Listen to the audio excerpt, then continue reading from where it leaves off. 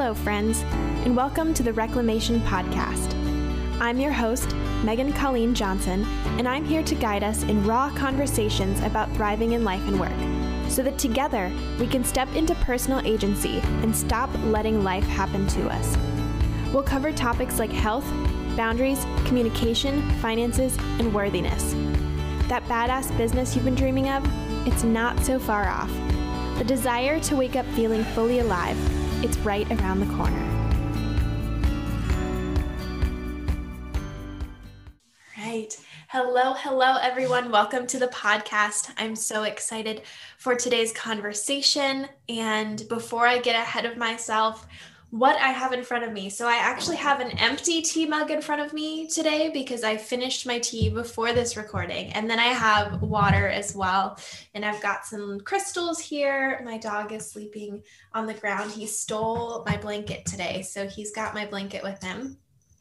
And it's really fun because the guest that we have on today, Dacy, she and I have a similar color scheme around us. So I kind of have this burnt orange cushion on the floor with greenery and stuff around my office, and she'll have to share a little bit about hers as well. So before she does, I'd love to read her bio for you. So as a personal stylist, Dacy Gillespie intuitively guides her clients to discover what they feel best in. She helps them let go of the external messages they've been given about what they should wear and get to the heart of what's making them uncomfortable about their clothes. Through their work building a functional wardrobe, Dacy's clients make a mindset shift from thinking they need to wear what's flattering to unapologetically taking up space in the world.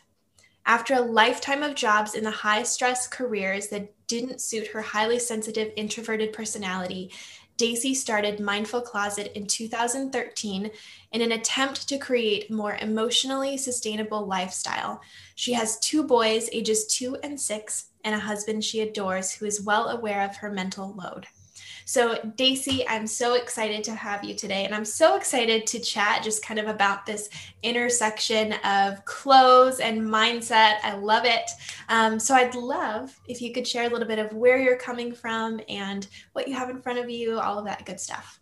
Sure. Well, thanks so much for having me, Megan. I am sitting in my basement office, which was kind of a pandemic addition to our house. I mean, obviously the basement was already here, but making this a space that I could work in was something that we, made a priority then. And I like it because it's like the one space in my house that is just mine. So it's really lovely. And like you said, I have lots of plants and artwork and lots of white walls, which are also my favorite. And because I listened to your podcast, I was like, I have to have a drink beside me. So I have my decaf chai tea with honey. I love that. Yeah. And I've got some water and just basically like trying to block out the chaos of the rest of my house. Yeah. Oh my gosh. And also I love that you have a drink in front of you and now I drink all my tea. That's so funny. And I love that you did that.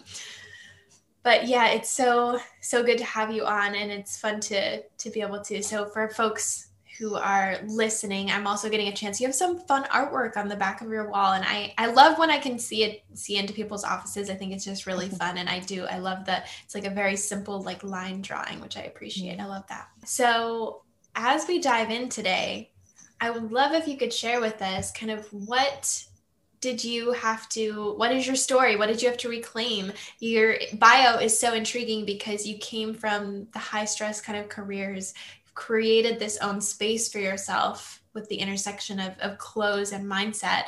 But tell us a little bit of your story that it took to get there.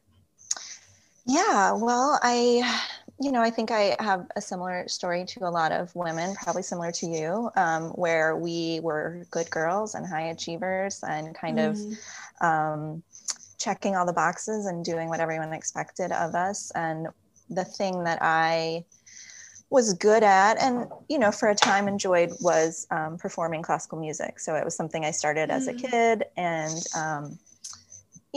most people are aware that that's kind of like a thing that you start pretty young and then you kind of have to go all in on. and so I did that. But I really, looking back, it's just interesting to see, much like how I try and get my clients to think about like why they wear what they wear, it's interesting for me to look back and see like, why did I go into that field? Was it because I loved it so much? Was it because I enjoyed it so much? Or was it because I was scared to get off that track? Is it because I was getting a lot of external validation for it? Is it because, I liked being good at something? Obviously these are rhetorical questions and the answer was yes to all of them. But yeah, I really ended up in that field for a long time, which, you're kind of competing and auditioning and trying to be the best all the time. And there's really no turning off the pressure. You kind of, you could always be working to be better.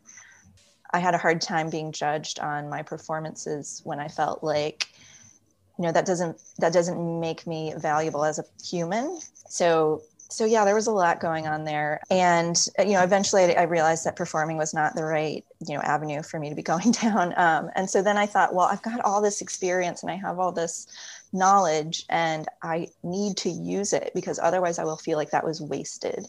And so, I kind of went into the field of arts administration and education and doing all the things around music to try and use that experience. And it wasn't until I was in my mid 30s that I really got I guess the courage. I hate saying the word courage about myself because I don't think of myself as a brave person, but I got the courage to say like, none of these things are for me. And I'm going to try something different. Yeah. I love that. I feel like when that precipice comes, when you have to choose something new, I feel like it's a mix of courage and a little bit of insanity. I don't know if that, where you're suddenly like, this isn't working, gonna try something new. And it's just like that one spark that you need to kind of get you to take that first step. And then there's a lot of other choices along the way, but that first one is so crucial. And it does take that little bit of, am I gonna give myself permission to see something different, to try something different? It's a little crazy. Like, yeah. I don't know. And so I love that you actually use the word courage though, because it is like, it's the crazy part. And it does take a lot of courage. It takes a lot of resilience as well to keep showing up for that. So that's really, really beautiful. Yeah, it was hard. It was really like, I just really felt like I had so many feelings about what other people would think, that other people would think like, what on earth is she doing? Who is she to try this, So it was interesting.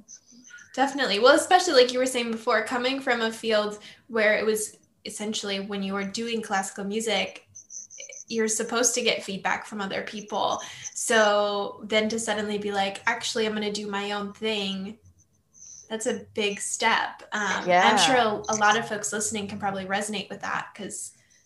Yeah, that's so interesting. I never really put that part of it together, but yeah, you're right. It was dependent on feedback and the feedback kind of determined your worth, Yeah.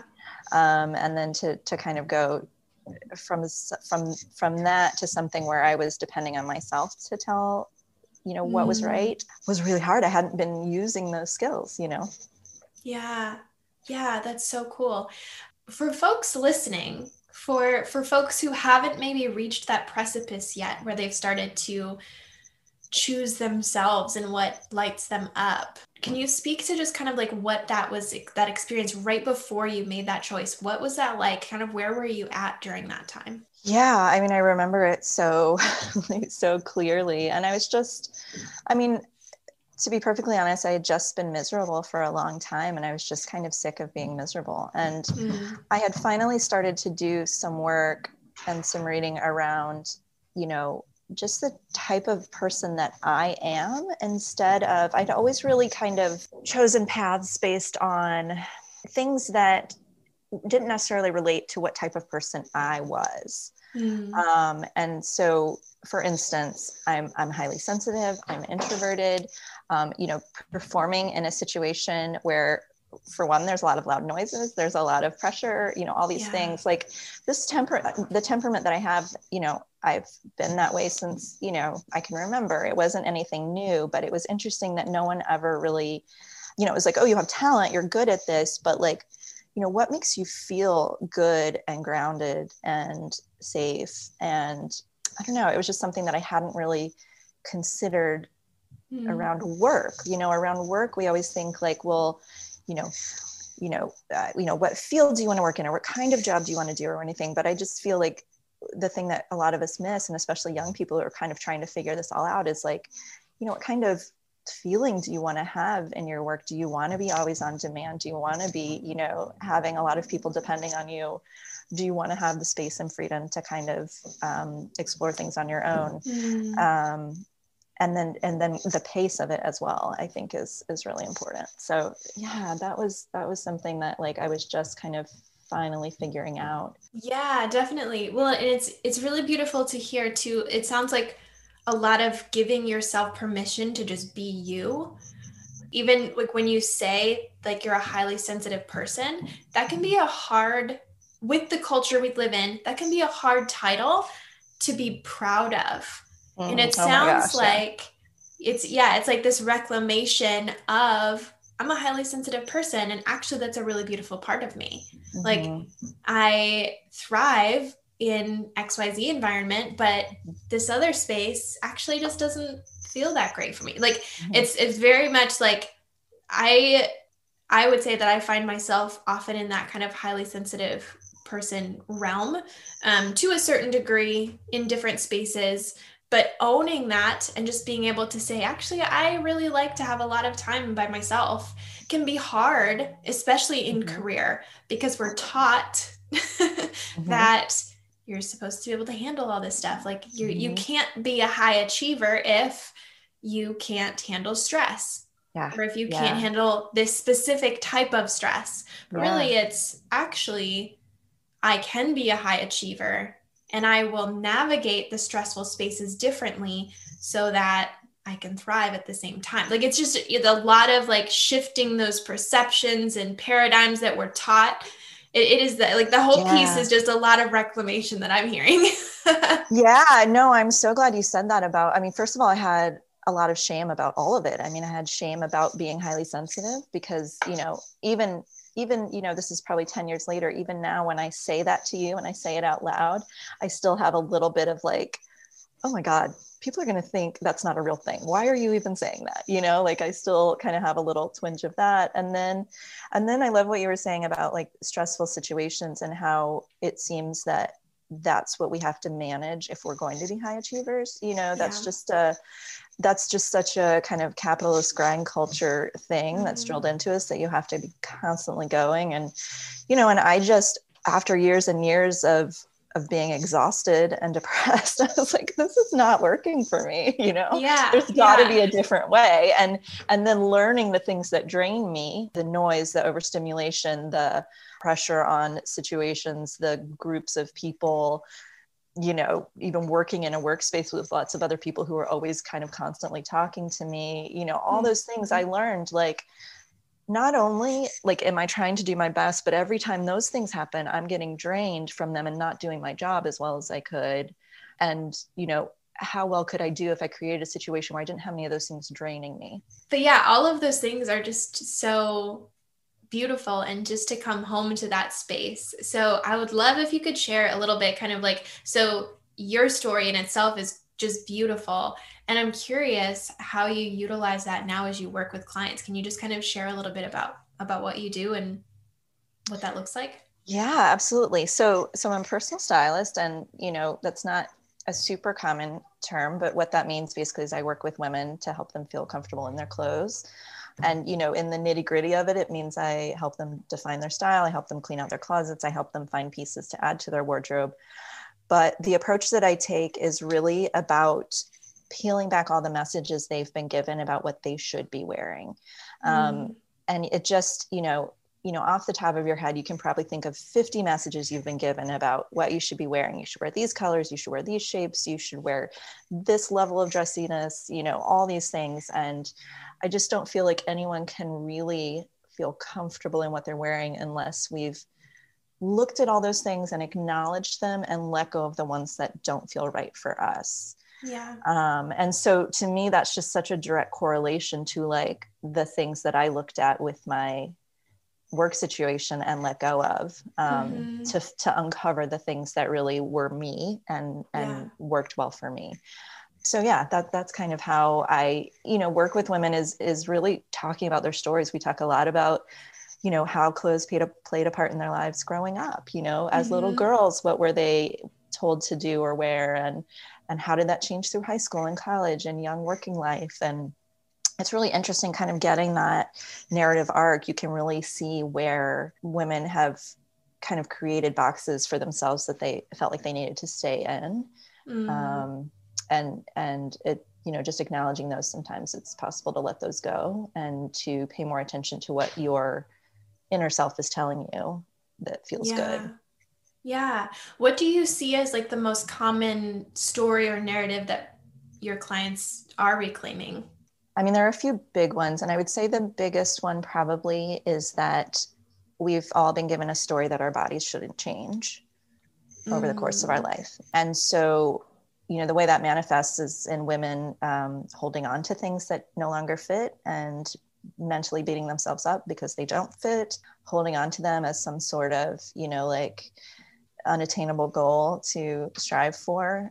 And, and along with our bodies, like our lives change, our styles change, we're constantly evolving. And so, I think just being able to accept kind of where we are in our bodies and where we are in our lives allows you to let go of a lot of that excess stuff that's really not serving you and even probably making you feel worse. That's so true. As far as that narrative, just about like we're supposed to be the same, or we're just kind of Mm-hmm. taught that if we don't change to a certain degree, and then there's all of the stories as well, especially for women around getting older, Mm-hmm. and there's a lot of stuff there. Yeah, yeah. Yeah, I mean, I think the really interesting thing is that, for some reason, again, I think we all, and I'd be curious to know how this resonates for you too, but, I think we all feel like, oh, in high school or college, that was the size I was supposed to be.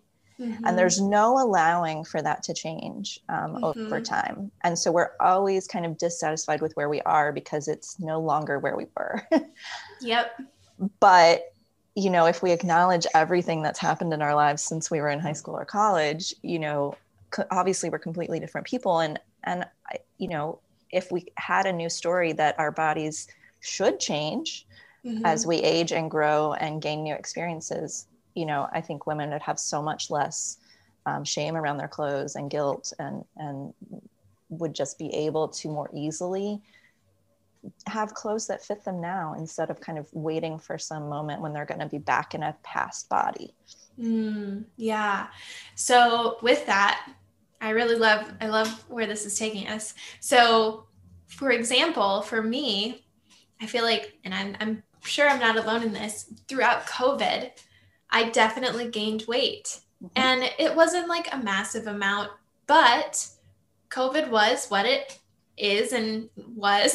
And Mm-hmm. that's definitely been very true for me, where I'm like, oh, I was really happy with where I was at. Like I mean, I still wanted to, even at the stage prior to COVID, I was like, oh, I should probably be mindful of my weight. Mm-hmm. And then throughout COVID, I ate differently, I Mm-hmm. engaged differently, and my body did change Mm-hmm. with what was happening in the world. And I know there's like diet culture stuff there. There's what it actually means to be healthy. And something I've come to accept was I actually had to respond to the world a bit differently last year because the world was different. So it's Mm-hmm. okay that my body changed during that time because I needed to take care of my mental health in a different way. I had to Mm-hmm. take care of my body just in a different way. I couldn't move as much because Mm-hmm. my body was processing a lot of other things in different ways. Mm-hmm. But for folks maybe who have had similar experiences where COVID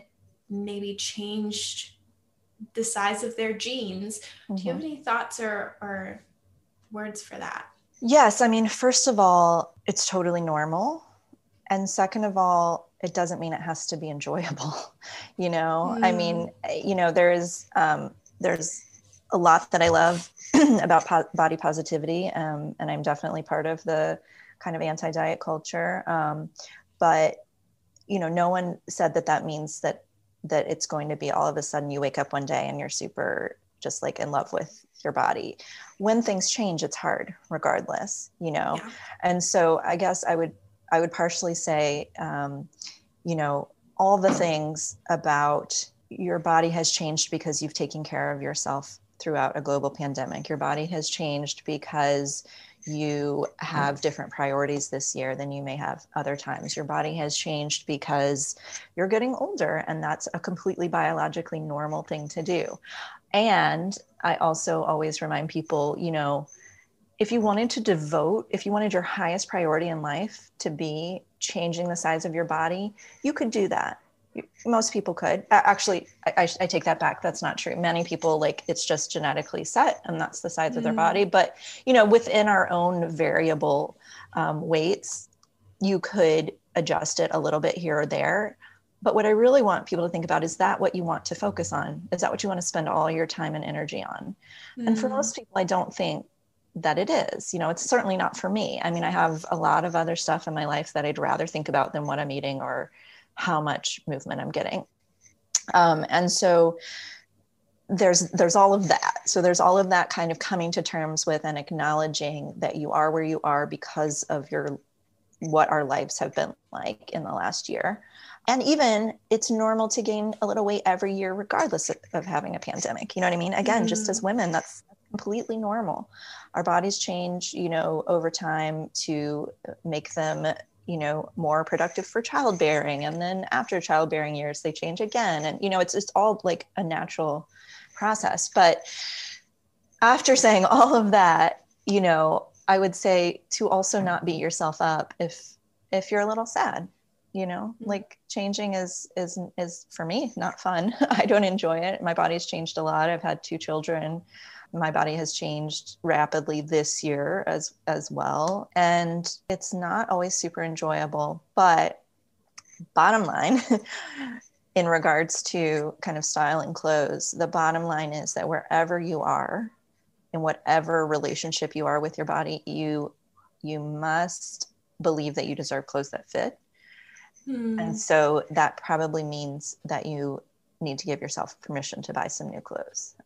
Because I think above all, one of the things that women have been conditioned to accept is this idea that it's normal for us to be uncomfortable in our clothes.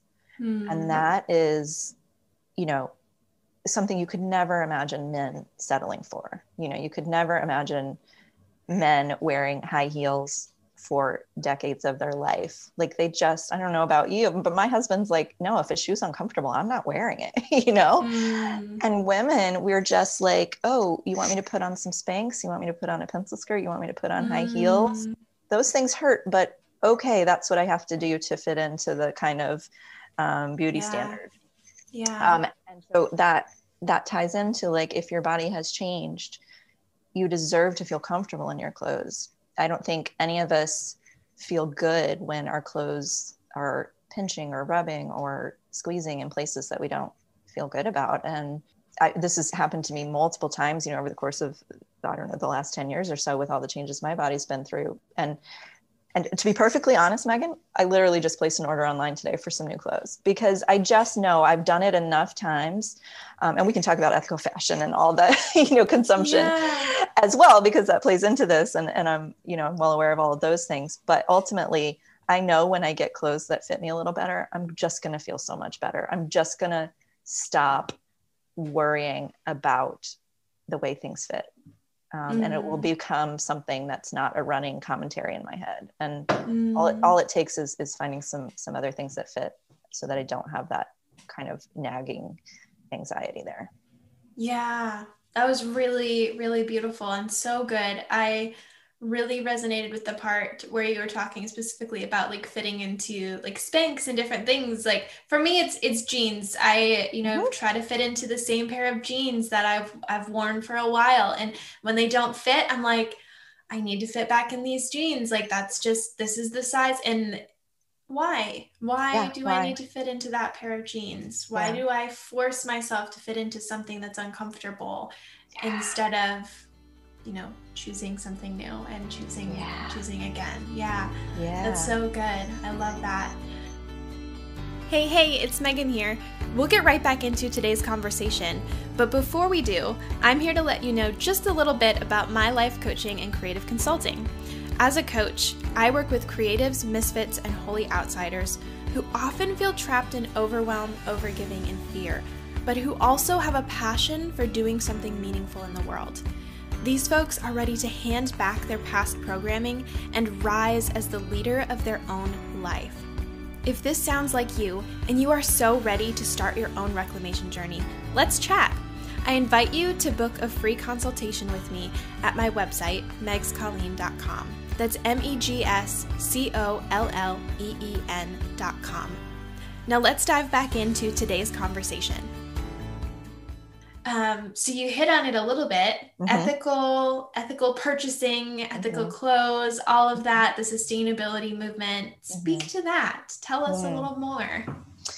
Sure. Well, I'm kind of in an evolving relationship with ethical fashion all the time. I believe really strongly that overconsumption in our society is a huge problem. I blame it on the advertising industry and just kind of the rise of industrialization, when all of a sudden we had all these factories producing more goods than anyone actually needed. They were like, how can we get rid of these things? I know, let's make up some advertisements and tell people why they need them. And that's how we'll get rid of the excess. And it just became a monster that like fed on itself and became a cycle. So I feel super strongly, I would consider myself a minimalist. I feel super strongly that lots of people buy lots of things they don't need.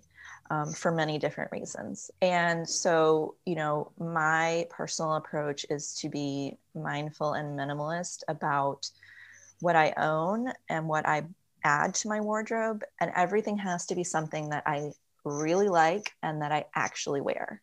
And so I find a lot of my clients, it happens every time we do a closet edit, we'll go through all the things they don't wear. And they'll say, well, I bought this one because of XYZ, and I bought this one because of this, and I bought this one because of this, and they all end up not getting worn. And so part of my big focus is to be like, why did that happen so many times? What was the contributing pattern, to all those purchases? And let's stop that and let's change that habit. And so I definitely feel like the most mindful thing you can do is make sure that what you own and what you buy are things you'll actually use. Having said that, I'm finding lately that there's a level of perfectionism that people are trying to attain with being eco-conscious and being ethical with their clothing. And I find that's also kind of set up for us to blame ourselves for problems that aren't really our own.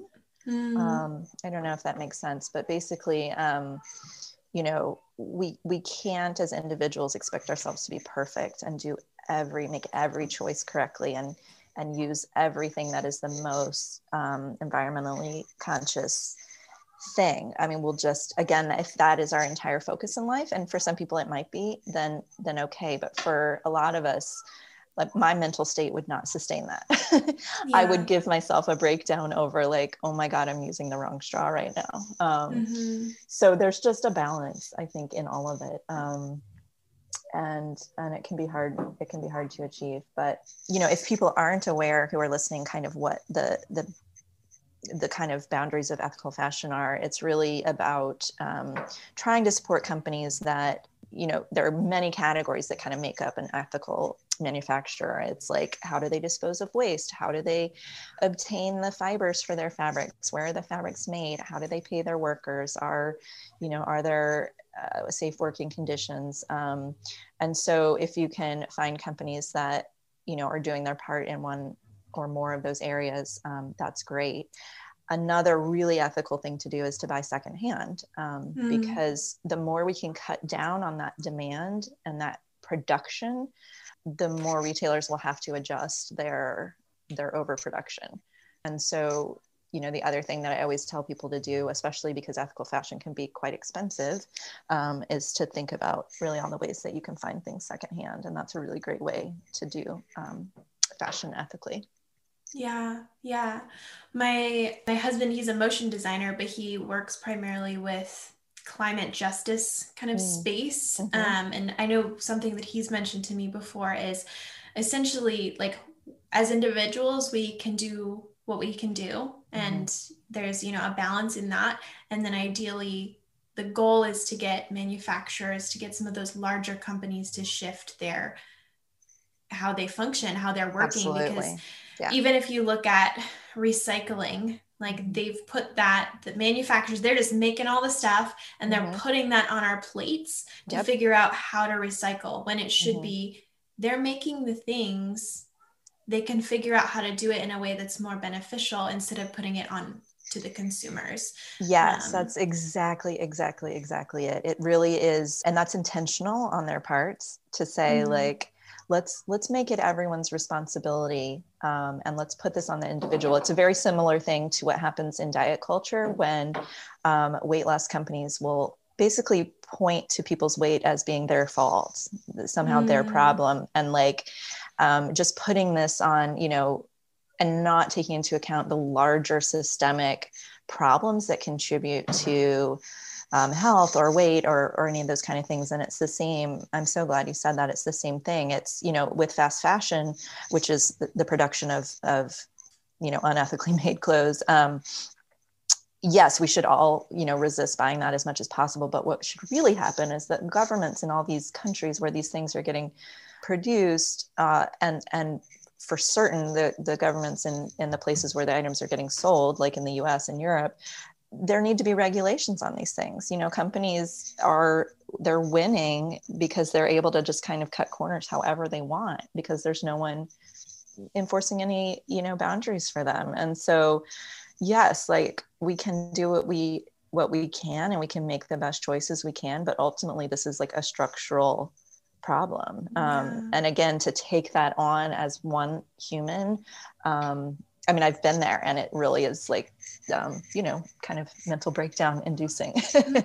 So I kind of want to say that just so that people listening are, understanding that, like, it's not possible to do everything perfectly. And we can just do our best. But then we also have to hold other people accountable.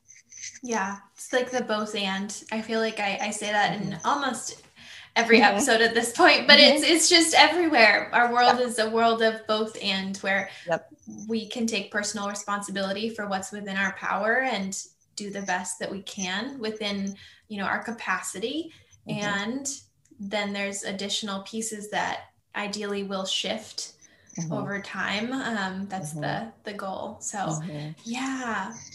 And I think, sorry, just one more point I kind of wanted to add is that for me, when it comes down to a choice, and I don't think I've ever kind of put this quite so bluntly, and I hope I don't regret it, but if it came down to a choice over someone feeling good in their clothes or them purchasing only ethically made clothes, I would want them to feel good in their clothes and good in their body, because I believe that none of us can go out and do our best to change the world unless we feel good in our own skin, and so if it takes someone kind of, again, these are all like not perfect processes. And so you may need to buy some fast fashion things to get you through a period in your life where your body is transitioning. And if that's what you need to like continue to show up in the world, great.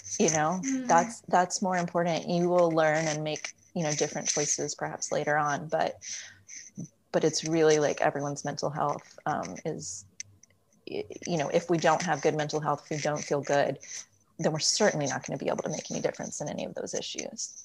Yeah. Like what I'm hearing you saying from that too is like, we should not have to be punished necessarily for the like overarching systems that are at play. I don't know if that fully makes sense, but if it comes down, like if you can help support your mental health so that you can then actually go out and make a difference, that's a good choice. Like that will allow you the growth that you need and the support you need and the confidence you need so you can actually make a difference. But if we kind of dwell in that space of, I can't afford ethical fashion, and if we stay kind of in that unhealthy space and unbeneficial space, we're not going to be making a difference. And that's kind of the whole piece of it. Yeah, there's a lot of nuance in there, and I There really is. appreciate you kind of having that conversation, because it Yeah. is nuanced, and there's Mhm. lots of feelings and emotions for lots of people around that, and it's Mhm. very important. Yeah, so good. So our topic for today that you have written down in our document here is reclaiming our authentic style and the ability to wear what feels good to us regardless of external messages. So I feel like that's actually a really beautiful segue kind of into this. So reclaiming our authentic style. So that feels so beautiful, first of all. And then the ability to wear what feels good to us, regardless of external messages. So I feel like we've talked a little bit about that second piece already, but I'd love if you could share about authentic style. What does that mean? How do you help people even find that? I know I personally have things I gravitate towards, but I also would not say that I'm like the best when it comes to choosing fashionable things, even though that's something I want for myself. So what does authentic style mean? How do you help people find that for themselves? Yeah, well, yeah, I mean, all of this comes back to kind of looking at why we wear what we wear. And the process that I go through with people is usually a pretty visual process. So, you know, when I used to work in person with people, which I don't do anymore at this point, the pandemic kind of shut that down, obviously. But, you know, we would look at images in books and we would kind of go through lots of things. And I would basically just kind of gauge people's responses to images. Now, you know, I do it solely through Pinterest, or if people just want to kind of save images from online. But what I want people to do is to kind of start to be aware, like you said, of the things that they're drawn to, that they kind of go back to over and over. If they see an image of, they're like, oh, I just love that, you know, and they don't really know why, and they don't have to know why. But just something resonates within them when they see like a certain type of style. And what I really want people to do is to look for that feeling of like, oh, that's so cool, I love that, without saying to themselves, that's cool, but I could never pull that off. Or that's Yeah. cool, but I work from home, so I would never wear that. Or that's cool, but that person is skinnier than me and I couldn't do that. You know, if we can remove, again, all those kind of voices that tell us what we can't do, I want to just see what you're drawn to just on a purely visual and an instinctual level. And so I ask people to collect all those images. And sometimes when they see them all collected together, they can really like be like, wow, I had no idea. I was so drawn to, you know, this type of look. Or sometimes they need me to take a look at it. And I'm able to say, well, look, all of these have this same type of garment, or they all have this kind of line, or, oh, you're really drawn to these colors or these patterns, or, oh, you're really drawn to just solids, you know, like just kind of looking through all the images and seeing what are common themes throughout. Is kind of the start to that whole process. And so again, it really has to be, I mean, I can give you countless of examples of people, you know, ruling out an entire kind of aesthetic style because they felt they weren't allowed to. And it's not even just women in larger bodies. I had a client one time who was so petite, and and this was funny because she had a Pinterest board of all very like kind of classic, traditional, just elegant, classic style. And I was like, oh, this is so lovely. I love all these things, you know, and somehow in our conversation, I was able to pull out of her that, well, actually, I really love kind of like boho flowy looks. You know, I really love like the kind of dresses that float in the wind and have a lot of movement. And I was like, okay, why didn't you pin any of those? And she was like, well, I'm petite and I just get swallowed up by dresses like that. So you know, I shouldn't wear those. And so by doing that, she had kind of ruled out an entire kind of aesthetic category because she thought or had been told at some point that wasn't a good look for her. And, you know, you can be any size and wear a flowing, you know, bohemian dress, or you can take aspects of that style and make it fit, you know, a little bit more what you are comfortable wearing. But to completely rule out the whole thing because she was petite, it was really interesting. So yeah, I'm curious if any of that makes sense for you, if there's something that you're currently kind of drawn to all the time. And yeah, no, I love those examples. And it is like, I think to a certain degree, a lot of us do that. I feel like in conversations with people, I've heard that so many times. Oh, I could never pull that off. And then people are like, oh, sure you could. You know, like that's like I'm playing in my head of like, I've heard that conversation so many times. Yeah. Yeah, and definitely for as far as resonating with me, it definitely resonates. I feel like there's always those styles that we find that for some reason or another, we're like, I don't know if I could pull that off. I can even reference my hair. When I cut my hair, it was very much, well, I don't know if I'm going to be the type of person that can pull that off. Well, eventually I got up the guts to say, well, I'm going to try it. Here we go. The decision's made. And I think the thing is that I've realized with that too, so much of that is recognizing our worth no matter what. Like we put these stories around, oh, I can wear this, oh, I can't wear this, oh, I can pull this haircut off, oh, I can, you know, whatever.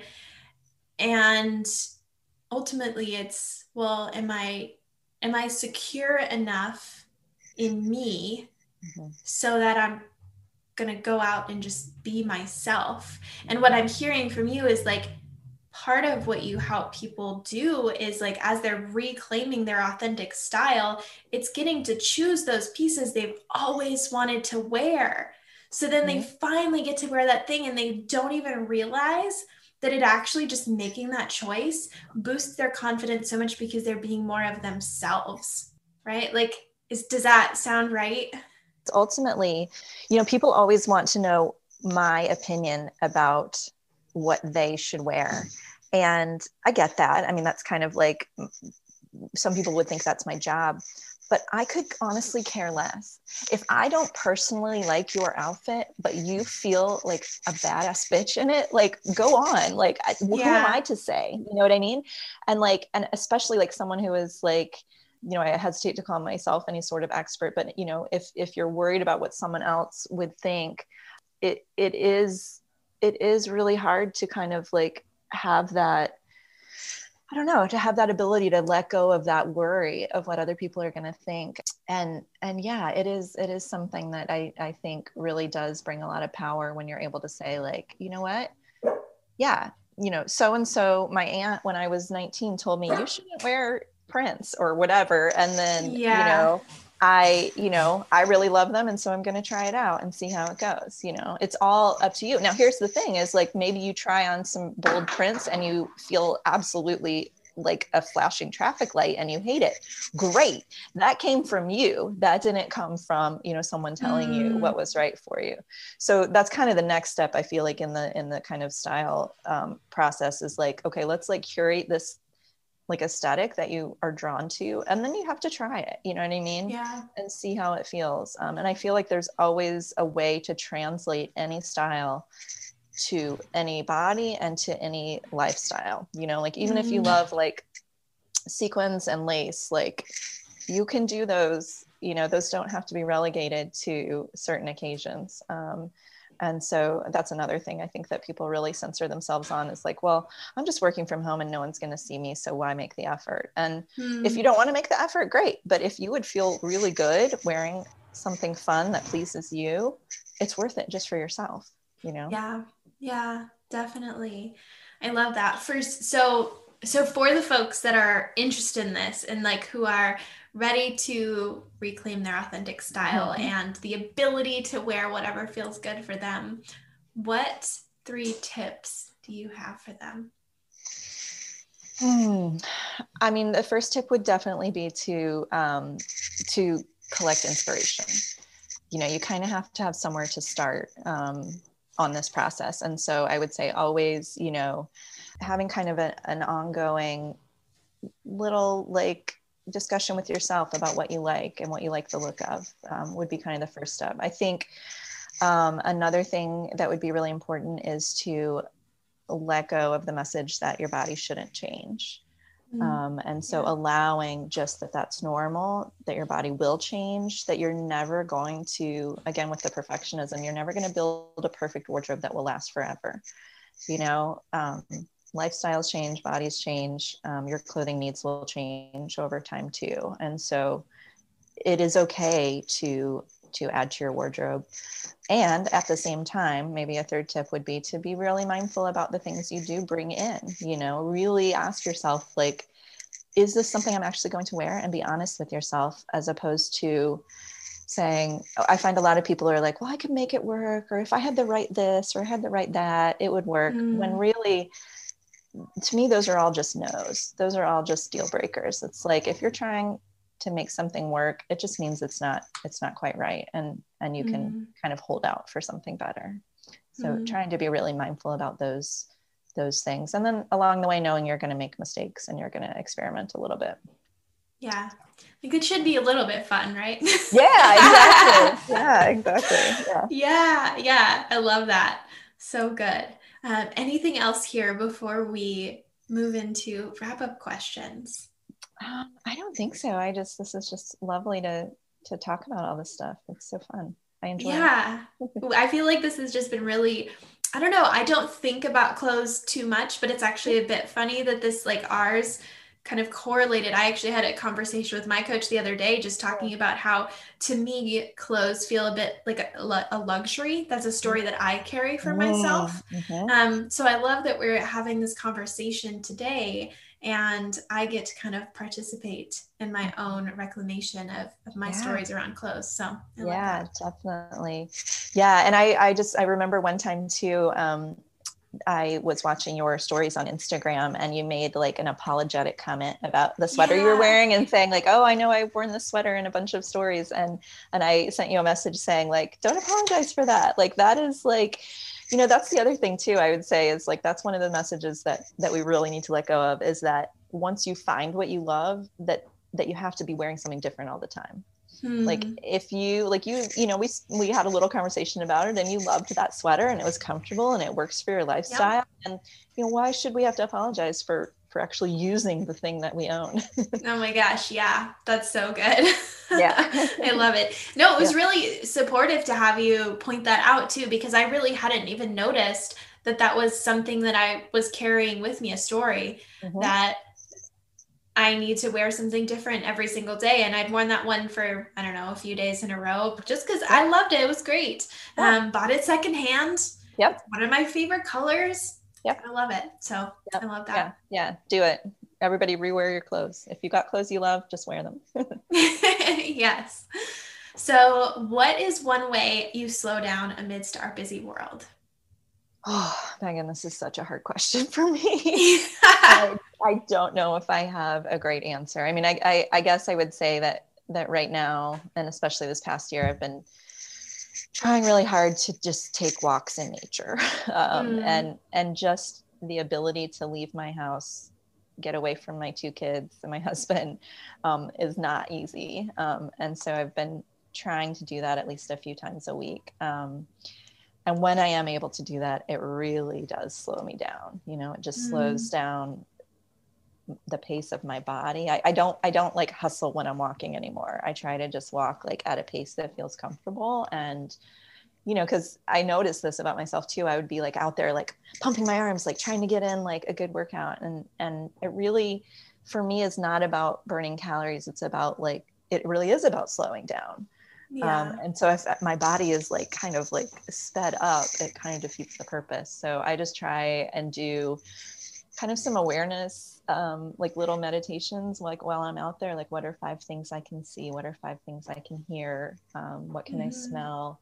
Just to really kind of ground myself in the present. And this all sounds very lofty, and I'll do it like once a week. So I still have lots of work to do on it, but that's something I've been trying. Yeah, I love that. That's so good. And then who are a couple of your current role models? This one is a tough one too. I have to say, I really am jealous of women who have like a kind of a role model that they always look to. And of course, there are many amazing women in the world that are doing great things. I definitely say someone that I try and emulate is Mara Glatzel. She's a coach, and I took her program last year, and she really just brings a sense of allowing yourself pleasure in kind of the activities of daily life, and slowing down to appreciate those. And that's been really helpful for me. Yeah, I follow her on Instagram, and my experience of her Instagram, it does feel very just like a lot of permission and like spaciousness. That's kind of just the essence that I get from it. Yeah, that's really good. Yeah, I agree. Yeah. I love that. And then how can we find and support you online? Well, I am on Instagram at Mindful Closet, and I love chatting with people there. And then my website is mindfulcloset.com. And, you can go there. I post a blog every week just with kind of more thoughts about these types of ideas that we've been talking about during this conversation. So you can really get a good sense of kind of my philosophy and how I approach working with people there. And if you are interested, you can book a free call with me to see if, how we could work together. Yeah, perfect. I love it. So good. Your site is just really refreshing too. It just made me it had that kind of like capsule vibe, and I really loved visiting it, and I've checked it out a couple times. So yeah. Thanks, Megan. So good. Well, thank you so much for this conversation again. It's been really fun to chat, and like you and I have messaged a few times back and forth. So it's great to actually chat with you just to hear more of your story and what it is you do in this world. So thank you. Yeah, thank you. I loved it. Thanks so much for having me. Thank you so much for joining me for this episode of the Reclamation Podcast. I hope it served you on your own reclamation journey, and know that I am rooting for you all the way. If you are desiring support on your journey, head to megscolleen.com. That's megscolleen.com to learn more about me and my current coaching offerings and availability. If you want to learn more about the show guests, head to the show website, thereclamationpodcast.com. And last, but definitely not least, if you found value in the show, sharing this episode with friends and posting a quick review is always appreciated. As always, reclamation is yours.